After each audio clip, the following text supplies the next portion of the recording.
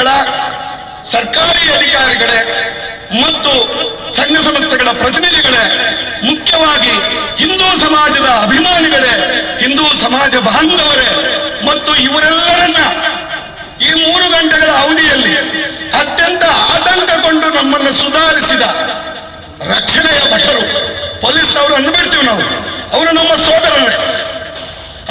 ಸೋದರರೇ. ಆದರೆ ರಕ್ಷಣಾತ್ಮಕವಾದ ಕೆಲಸವನ್ನ ಅತ್ಯಂತ ನಾಜೂಕಾಗಿ ಮಾಡಿಕೊಟ್ರು. ಅವರೆಲ್ಲರನ್ನ ನಾನು ನಮಸ್ಕರಿಸ್ತಾ ನಿಮ್ಮೆಲ್ಲರಿಗೂ ಒಂದು ಮಾತನ್ನು ನಾನು ಹೇಳಬೇಕಾಗಿದೆ. ಹಿಂದೂ ಅದು ನಮ್ಮ ಬಂಧು.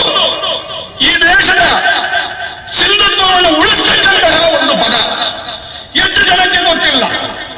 ನಾನು ಸನಾತನ ಧರ್ಮಕ್ಕೆ ಜಯವಾಗಲಿ ಅಂತ ಯಾಕೆ ಹೇಳಿದೆ ಅಂತಂದ್ರೆ, ಅರ್ಥ ಮಾಡ್ಕೊಳ್ಳಿ, ಇರುವುದು ಒಂದೇ ಧರ್ಮ, ಅದು ಸನಾತನ ಧರ್ಮ.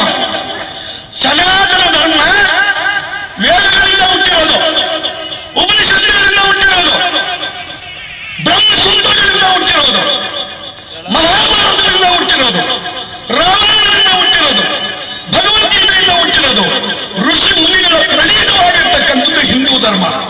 ಹಾಗಾಗಿ ಹಿಂದೂ ಧರ್ಮ ಯಾರು ಸ್ಥಾಪನೆ ಮಾಡಿದ್ರು ಅಂತ ಯಾರು ಹೇಳಕ್ಕಾಗಲ್ಲ. ರಾಮನ, ಕೃಷ್ಣನ, ರಾಘವೇಂದ್ರನ, ಈಶ್ವರನ, ಚೌಡೇಶ್ವರನ, ದುರ್ಗನ, ಸುಬ್ರಹ್ಮಣ್ಯನ ಎಲ್ಲರೂ ಹೌದು.